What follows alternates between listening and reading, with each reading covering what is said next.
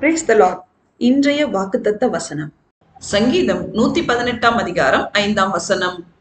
நெருக்கத்தில் இருந்து கர்த்தரை நோக்கி கூப்பிட்டேன், கர்த்தர் என்னை கேட்டருளி விசாலத்திலே வைத்தார்.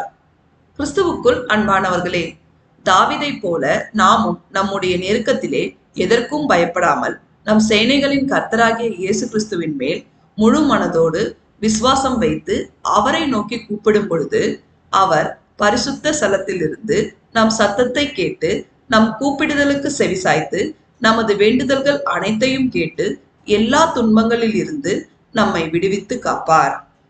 அவர் நம் கண்மலையும் அடைக்கலமும் கோட்டையும் இரட்சகருமானவர்.